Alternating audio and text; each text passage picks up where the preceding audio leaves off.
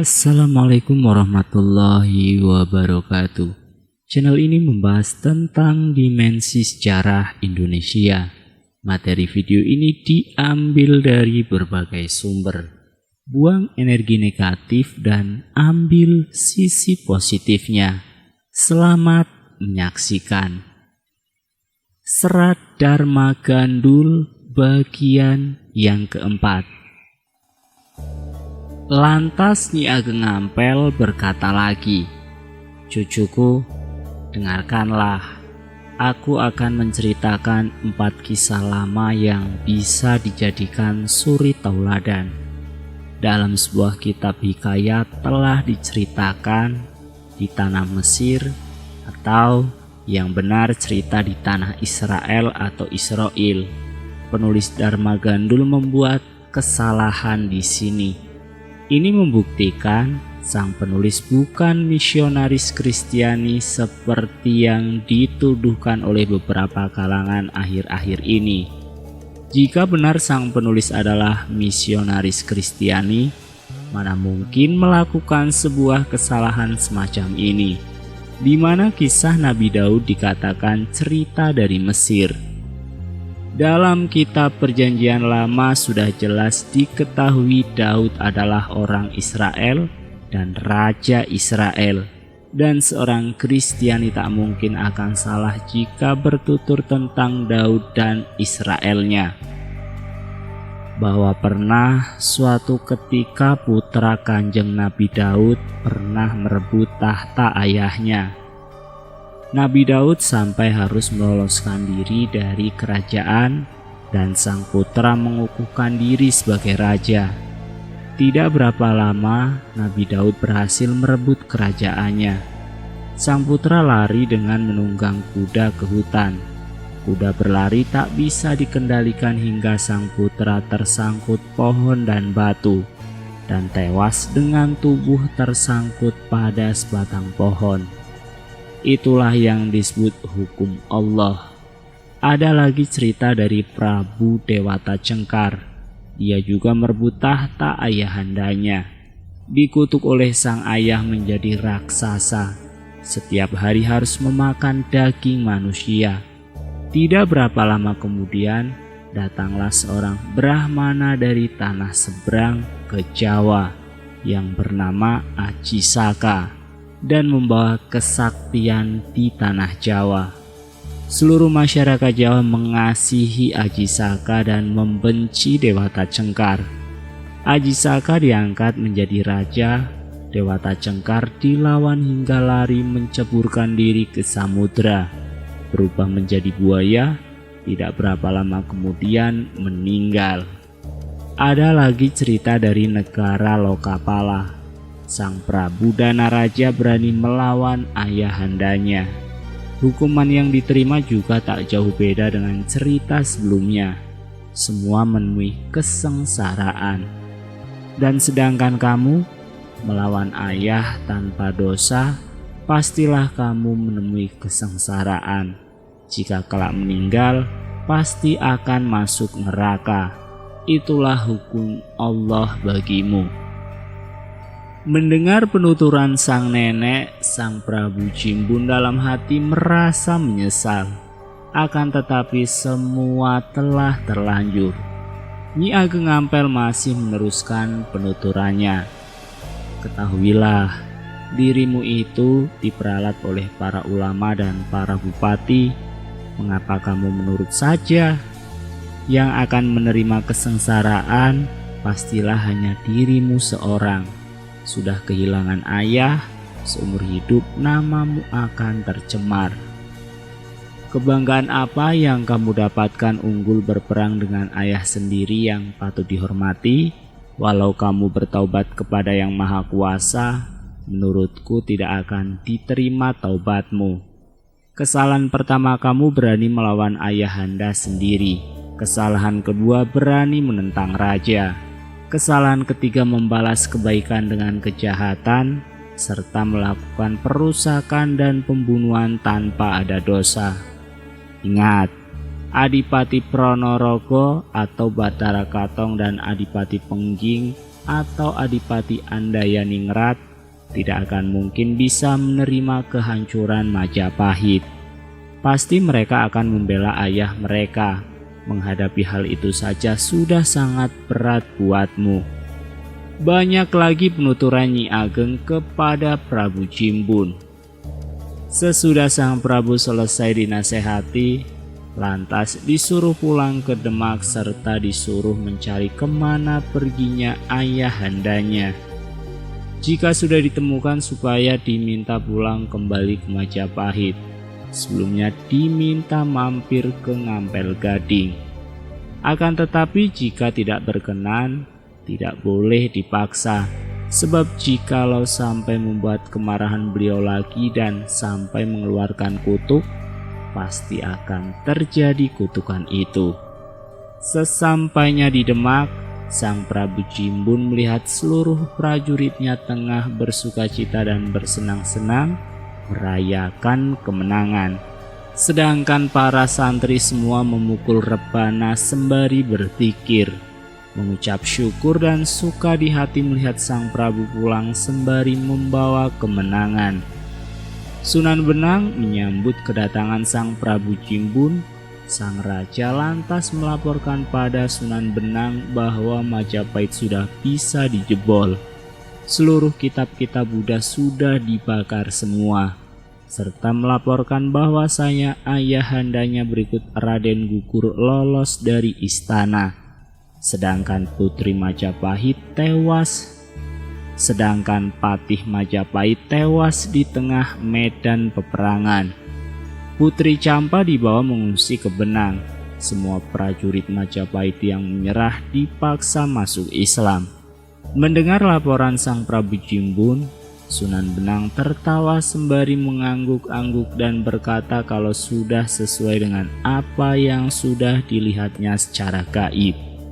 Sang Prabu berkata lagi, sebelum pulang ke Demak, ia menyempatkan mampir ke Ngampel Denta, sowan kepada Eyang Nyi Ageng Ngampel, melaporkan kepada beliau jika baru saja berhasil menjebol Majapahit dan meminta restu untuk menjadi raja. Akan tetapi di Ngampel malah dimarahi habis-habisan karena menurut beliau dirinya tidak bisa melihat kebaikan sang Prabu Brawijaya.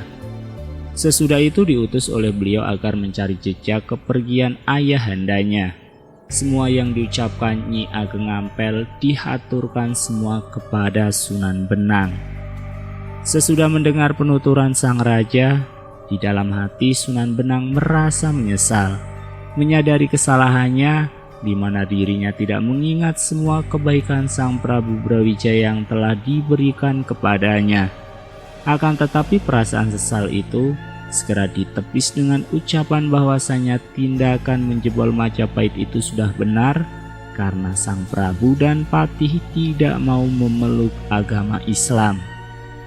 Sunan Benang lantas berkata bahwasanya seluruh penuturan Nyi Ageng Ngampel tidak perlu dirisaukan, sebab akal seorang wanita itu pasti kurang sempurna dibandingkan akal pria. Lebih baik usaha menjebol Majapahit terus dilanjutkan. Jikalau Prabu Jimbun menuruti nasihat Nyi Ageng Ngampel Denta, Sunan Benang memutuskan hendak pulang ke Arab. Prabu Jimbun berkata kepada Sunan Benang bahwasanya jikalau tidak menuruti perintah Nyi Ngampel, pastinya akan mendapat kutuk yang tidak baik. Oleh karenanya dirinya merasa takut. Sunan Benang memberikan jalan keluar kepada sang Prabu. Jika memang sang Prabu Brawijaya diusahakan kembali ke Majapahit, maka sang Prabu Jimbun harus menghadap dan memohon maaf atas segala kesalahan yang telah dilakukan. Namun jika hendak diangkat kembali menjadi raja, jangan diangkat di Jawa, sebab pastinya akan menjadi penghalang bagi mereka yang hendak memeluk agama Islam. Seyogyanya dikukuhkan sebagai raja di luar Pulau Jawa, di mana saja di wilayah Majapahit asal tidak di Pulau Jawa ini. Sunan Giri lantas menyambung. Dia berpendapat jalan yang terbaik agar tidak sampai terjadi pertumpahan darah yang berkelanjutan Sang Prabu Brawijaya beserta para putra-putra yang masih memiliki kuasa di beberapa daerah seyogyanya ditenung atau disantet saja. Membunuh orang kafir itu tidak ada dosanya. Sunan Benang dan Prabu Jimbun akhirnya menyetujui pendapat Sunan Giri tersebut. Berganti cerita, perjalanan Sunan Kalijogo yang tengah berusaha melacak jejak Sang Prabu Brawijaya hanya didampingi 2 orang murid. Perjalanan mereka terlunta-lunta. Setiap desa dimasuki hanya demi mencari kabar berita. Perjalanan Sunan Kalijogo sampai di pesisir timur Pulau Jawa, di mana di sanalah Sang Prabu Brawijaya tengah berada. Perjalanan dari Prabu Brawijaya sendiri sudah sampai di Blambangan. Karena rombongan merasa lelah, lantas beristirahat di samping danau. Pada saat itu suasana hati Sang Prabu sangat gelap. Yang menghadap di depan beliau hanya 2 orang abdi terkasih, tak lain adalah Noyo Genggong dan Sabdo Palon. Kedua abdi ini terus mencoba menghibur hati Sang Prabu agar tidak terus larut dalam kesedihan karena kejadian yang baru dialami. Tidak berapa lama, datanglah Sunan Kalijogo menghaturkan sembah di bawah kaki Sang Prabu. Sang Prabu lantas bertanya kepada Sunan Kalijogo, "Zahid, mengapa kamu ada di sini? Ada perlu apa kamu menguntit perjalananku?" Sunan Kalijogo pun menjawab, "Soan hamba ini diutus oleh putra Paduka untuk mencari keberadaan Paduka. Jika bertemu dimanapun, agar supaya sembah sujud sang putra dihaturkan kepada Paduka. Memohon maaf atas segala kesalahan yang telah diperbuat yang telah berani merebut tahta. Disebabkan kebodohan hati seorang pemuda yang belum memahami tata krama, terlalu lancang menuruti keinginan hati agar bisa menjadi seorang raja yang mempunyai banyak wadyabala dan dihadap oleh banyak bupati. Dan saat ini putra Paduka telah menyadari segala kekeliruannya, di mana dia yang telah memiliki seorang ayah raja besar yang telah mengangkat derajatnya dari seorang rendah menjadi seorang adipati Demak. Akan tetapi balasannya seperti ini. Saat ini putra Paduka telah menyadari, setelah Paduka lolos dari istana dan tidak diketahui lagi keberadaannya, putra Paduka merasa menyesal dan takut mendapatkan hukuman Tuhan. Oleh karenanya, hamba diutus untuk melacak keberadaan Paduka. Pesannya jika bertemu di mana saja, diharapkan sudilah kiranya kembali ke Majapahit. Kembali bertahta seperti sedia kala, menguasai para prajurit dan dihadap para punggawa. Lestari menjadi sesepuh yang dihormati oleh putra-putra dan cucu serta para kawula alit. Dihormati dan dimintai restunya. Jikalau Paduka berkenan pulang, putra Paduka rela menyerahkan tahta kembali kepada Paduka. Putra Paduka berserah diri hidup dan matinya kepada Paduka. Namun jika diperkenankan, putra Paduka hanya memohon agar dimaafkan segala kesalahannya yang telah diperbuat, dan agar diperkenankan tetap menjabat sebagai Adipati Demak seperti yang sudah-sudah. Akan tetapi jika Paduka tidak berkenan menerima tahta kembali, jika menginginkan mendirikan istana di mana saja, walaupun di lereng gunung pun, dimanapun yang Paduka senangi, putra Paduka akan membuatkan dan akan menjamin sandang dan pangan Paduka. Akan tetapi memohon agar berkenan memberikan pusaka atau tahta tanah Jawa, tahta di mana dengan segala kerendahan hati dan kerelaan hati. Sang Prabu Brawijaya pun berkata, "Telah kudengar semua penuturanmu, Zahid, akan tetapi tidak aku pedulikan lagi, sebab diriku sudah kapok mendengarkan ucapan para santri yang mempunyai mata 7 buah, atau maksudnya banyak akalnya. dan semua mata tersebut mata yang dilapisi, sehingga tidak terang dan jelas penglihatannya. Baik di muka tapi memukul dari belakang. Kata-katanya hanya manis di bibir. Akan tetapi hatinya penuh dengan debu kotoran yang dilemparkan ke wajahku sehingga butalah mataku ini. Sudah aku berikan kebaikan, balasannya bagaikan tingkah makhluk yang berekor. Apa salahku sehingga dirusak tanpa dosa, meninggalkan segala tata cara dan etika manusia, mengobarkan peperangan tanpa tantangan? Apakah memakai cara babi sehingga tidak memakai etika manusia? Mendengar jawaban sang Prabu, Sunan Kalijogo merasa ikut bersalah karena secara tidak langsung ikut membiarkan kehancuran Majapahit. Dalam batin sangat menyesal, semua sudah terlanjur, sehingga akhirnya keluarlah keluhannya. Apapun kemarahan yang Paduka ungkapkan, tetap akan hamba jadikan jimat utama, hamba junjung dan hamba ikat di atas kepala. Hamba junjung dan hamba ikat di atas rambut kepala, hamba letakkan di ubun-ubun, semoga bisa menambahi cahaya nur buati yang bening sehingga membuat keselamatan bagi hamba dan semua putra dan cucu Paduka. Karena hamba sudah menyadari kesalahan ini, apalagi yang hendak hamba minta kecuali hanya kerelaan Paduka untuk memberikan maaf. Lantas, kalau boleh hamba bertanya, selanjutnya Paduka hendak pergi kemanakah?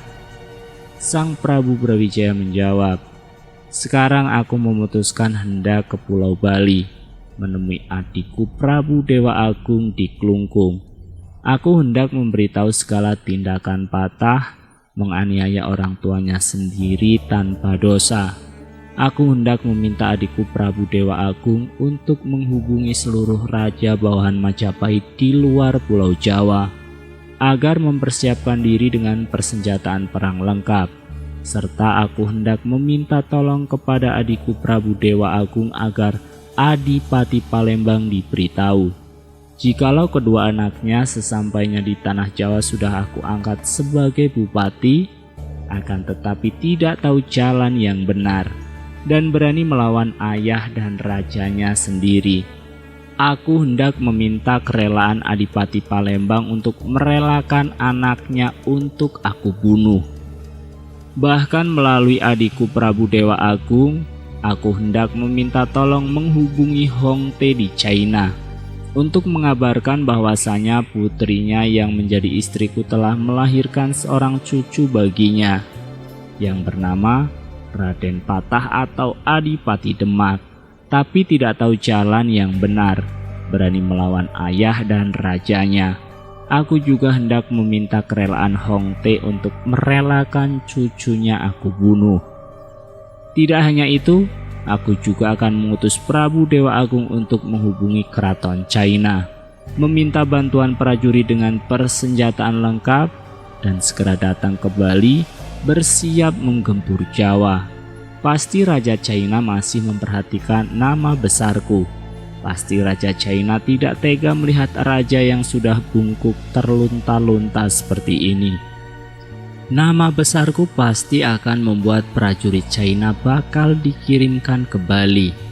Akan aku kerahkan semua pasukan tadi untuk menyerang tanah Jawa, merebut tahtaku kembali. Sekarang jika memang harus terjadi perang besar antara ayah melawan anak, aku sudah tidak peduli lagi, sebab diriku ini selama ini tidak pernah memulai membuat kesalahan. Diriku selama ini tidak pernah meninggalkan tata cara seorang raja yang bijak. Mendengar kata-kata sang Prabu yang demikian, Sunan Kalijogo tercenung dan berkata dalam hati, benarlah apa yang dikatakan oleh Nyi Ageng Ngampel Gading, bahwasanya Eyang Wungku atau Prabu Brawijaya masih mempunyai nama besar yang masih punya kuasa.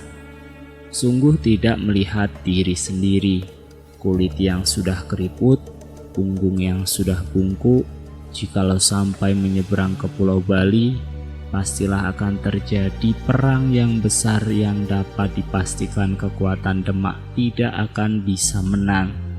Sebab jelas-jelas Demak melakukan kesalahan yang tidak akan menarik simpati negara manapun. Kesalahan pertama, berani melawan ayahanda sendiri. Kesalahan kedua, berani melawan raja tanpa ada masalah yang jelas. Dan kesalahan ketiga, berani membalas kebaikan dengan kejahatan. Pastilah semua penduduk Jawa yang belum masuk Islam akan membela raja tua. Mereka akan ikut memperkuat barisan, dan pastilah akan kalah orang Islam. Habis binasa dalam peperangan yang bakal terjadi. Akhirnya Sunan Kalijogo pelan berkata, "Duh Paduka yang mulia Kanjeng Sang Prabu, jikalau seandainya Paduka terlaksana menyeberang ke Bali, terlaksana menggalang kekuatan para raja bawahan Majapahit di luar Jawa, pastilah bahkan terjadi perang yang besar Paduka. Apakah Paduka tidak sayang akan kerusakan tanah Jawa kelak? Sudah dapat dipastikan putra Paduka yang akan menemui kekalahan." Paduka lantas kembali naik tahta. Tak lama kemudian akan turun tahta karena jelas Paduka sudah sepuh. Tahta Jawa lantas dikuasai oleh bukan keturunan darah Paduka. Bagaikan anjing yang berebut bangkai. Anjing yang bertengkar tak ada yang mengalah dan binasa kedua-duanya. Sedangkan daging yang diperebutkan akhirnya dimiliki oleh anjing yang lain.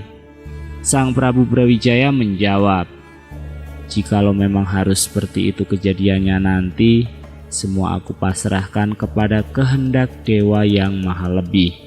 Diriku ini raja besar, setia pada satu mata, tidak mempergunakan dua mata, hanya satu mata melihat kebenaran. Kebenaran yang sudah ditetapkan turun-temurun oleh leluhur tanah Jawa ini. Seandainya si Patah mengakui aku ayahandanya, jika hanya ingin menjadi raja, seharusnya mintalah tahta secara baik-baik. Tanah Jawa pasti akan aku berikan dengan baik-baik pula. Diriku sudah tua, sudah bosan menjadi raja, dan sudah saatnya menjadi pandito, menyepi di lereng gunung. Akan tetapi sekarang kenyataannya si Patah tega menyanyiakan diriku. Demi dewata yang agung, pastilah sekarang diriku tidak akan rela jika tanah Jawa dikuasainya. Begitu pula seluruh abdi-abdiku, tak ada yang rela jika tanah Jawa dikuasai Patah." Sunan Kalijogo begitu mendengar kata-kata Sang Prabu merasa sudah tidak bisa mencegah lagi. Sontak dia menyembah kaki Sang Prabu, kemudian melepas keris yang terselip di pinggang belakang serta disodorkan kepada Sang Prabu sembari menyatakan, jikalau Sang Prabu tidak mendengarkan kata-kata Sunan Kalijogo, Sunan Kalijogo memohon agar Sang Prabu berkenan membunuhnya saat itu juga.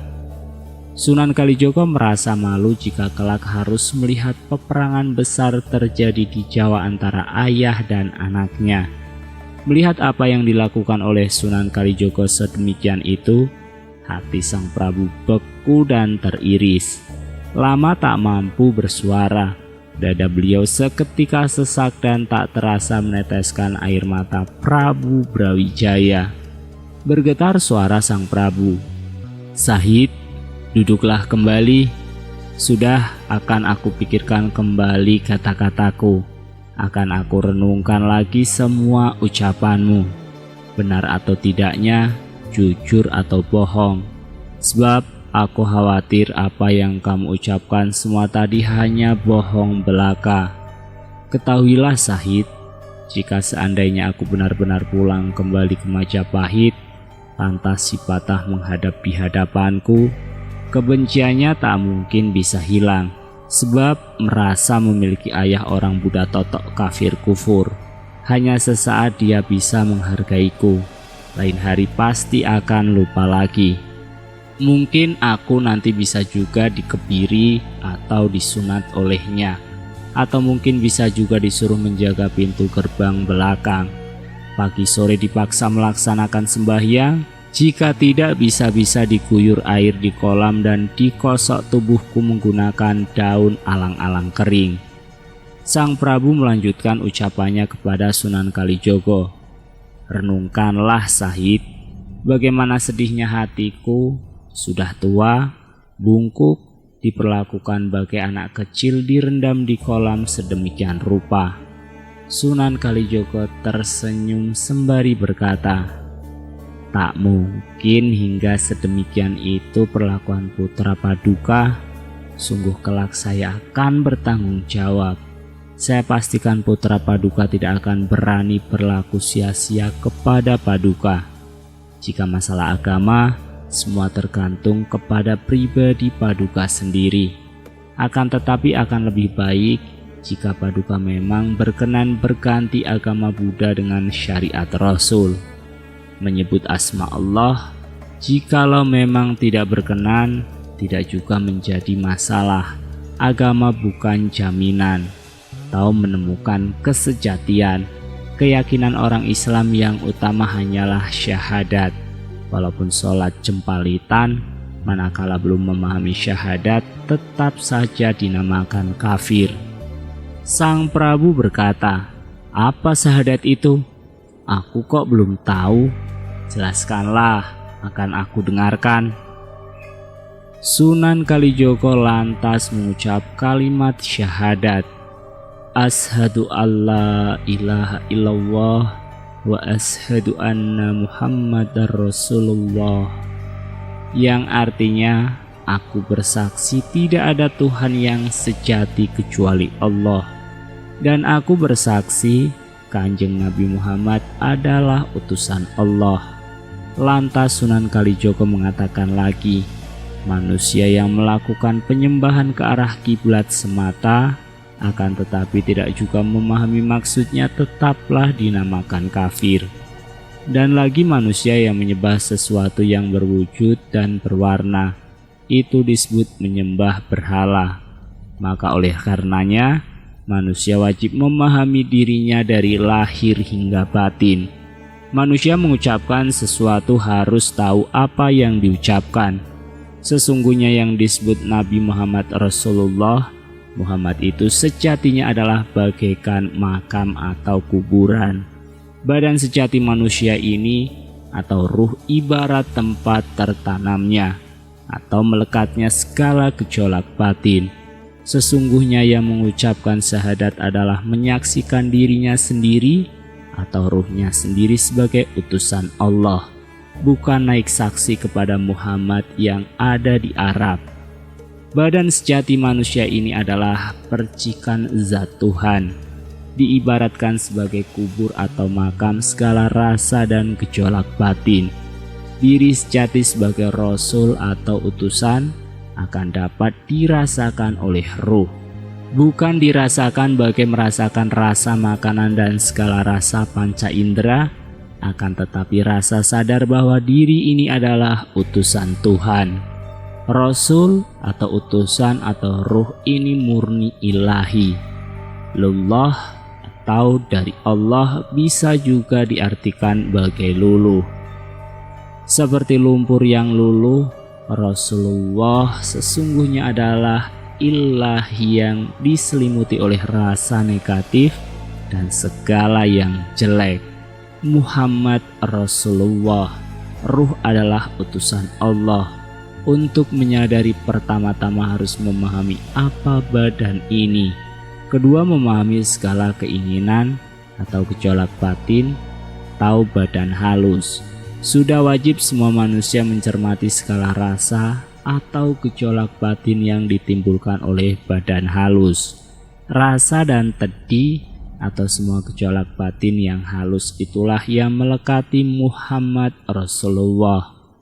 Oleh karenanya setiap melakukan sholat, orang Islam harus mengawali dengan ucapan Husolli yang artinya berniat sungguh-sungguh untuk mengetahui asal-usul ruh ini.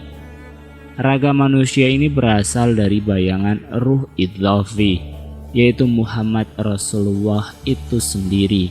Yang dimaksud Rasul adalah utusan yang harus bisa dirasa atau disadari bahwasanya kita ini utusan sejati. Dari sanalah benih segala kehidupan akan bisa dicapai dengan kesadaran terbuka. Diawali memahami asyhadu Allah atau syahadat. Jika tidak memahami apa arti syahadat sesungguhnya, maka tidak sempurna rukun Islam dan tidak akan mengetahui awal asal usul kehidupan kita. Banyak yang dihaturkan oleh Sunan Kalijogo sehingga Prabu Brawijaya akhirnya tertarik dan berkenan memeluk agama Islam. Lantas kemudian Sunan Kalijogo memohon agar diperkenankan memotong rambut panjang sang Prabu, akan tetapi tidak bisa terpotong saat digunting. Oleh karenanya, Sunan Kalijogo lantas menyarankan agar sang Prabu benar-benar sungguh-sungguh masuk Islam lahir batin. Sebab jika hanya lahir saja, rambut tidak akan mempan digunting. Sang Prabu lantas berkata bahwa dirinya sudah lahir batin. Oleh karenanya rambutnya lantas bisa dipotong. Selesai dipotong rambutnya, sang Prabu lantas berkata kepada Sabdo Palon dan Noyo Genggong, "Kalian semua aku jadikan saksi bahwa mulai hari ini aku meninggalkan agama Buddha dan memeluk agama Islam, menyebut nama asma Allah yang sejati. Keinginanku, kalian berdua aku harapkan ikut berganti memeluk agama Rasul dan meninggalkan agama Buddha." Sedih, Sabdo Palon menjawab, "Hamba ini adalah Raja Dahyang atau makhluk gaib yang menjaga tanah Jawa. Siapapun yang menjadi raja adalah momongan hamba. Mulai dari leluhur Paduka dulu, yaitu Wiku Manumanasa, Raden Sakutrem, hingga Bambang Sakri, turun-temurun hingga sekarang ini, semua menjadi momongan hamba dan hamba ajari ajaran Jawa sejati. Jika hamba tidur, mampu tidur selama 200 tahun. Selama saya tidur, di Jawa akan banyak terjadi peperangan antar saudara. Yang kuat akan memangsa sesama manusia, menghancurkan sesama bangsanya sendiri. Hingga saat ini, usia hamba 2003 tahun, hamba telah momong ajaran Jawa. Semua yang hamba momong selama ini tak ada yang berubah agamanya, memegang teguh agama Buddha. Hanya Paduka sekarang saja yang berani meninggalkan ajaran leluhur Jawa. Jawa artinya paham, yang sudah paham disebut Jawan atau sadar. Sadar bahwa badan sejati ini hanya sementara tinggal di dunia. Tujuannya adalah meraih moksa. Ucapan Wiku Utama dibarengi seketika oleh suara gemuruh guntur. Sang Prabu Brawijaya oleh para dewa disindir karena telah memeluk agama Rasul. 3 sindiran yang muncul di bumi Jawa mulai saat itu adalah: yang pertama, Suket Jawan atau rumput Jawan. Yang kedua, Pari Randa Nunut atau padi Randa Nunut.